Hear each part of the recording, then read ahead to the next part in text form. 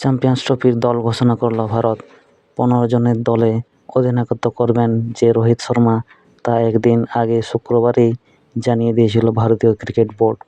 শনিবার রোহিত এবং নির্বাচক কমিটির প্রধান অজিত আগারকার সাংবাদিক সম্মেলনে ভারতের দল ঘোষণা করলেন। ভারতের একদিনের দলে প্রথমবার ডাক পেলেন যশস্বী জয়সওয়াল। ইংল্যান্ডের বিরুদ্ধে একদিনের সিরিজে অভিষেক হতে পারে তার। চ্যাম্পিয়ন্স ট্রফির আগে তাকে দেখে নেওয়া হতে পারে।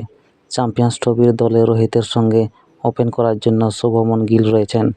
তিনি দলের সহ অধিনায়ক। তৃতীয় ওপেনার হিসাবে থাকবেন যশস্বী জয়সওয়াল। 3 নম্বরে খেলার জন্য রয়েছেন বিরাট কোহলি। সেই সঙ্গে শ্রেয়স আয়ার এবং লোকেশ রাহুলের মতো ব্যাটারকে দলে রাখা হয়েছে। উইকেটরক্ষক হিসাবে দলে থাকছেন ঋষভ পন্ত।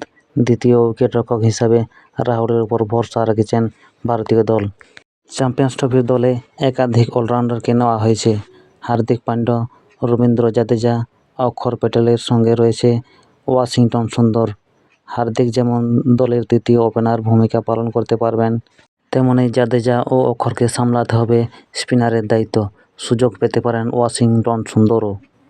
বোলারদের মধ্যে স্পিনার হিসাবে রয়েছেন শুধু কুলদীপ যাদব। 3 পেসার নিয়ে চ্যাম্পিয়ন্স ট্রফিতে যাচ্ছে ভারত।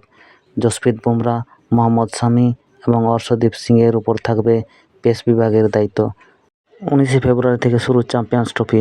ভারত গ্রুপ পর্বে খেলবে বাংলাদেশ, পাকিস্তান এবং নিউজিল্যান্ডের বিরুদ্ধে। ভারতের সব ম্যাচ হবে দুবাইয়ে।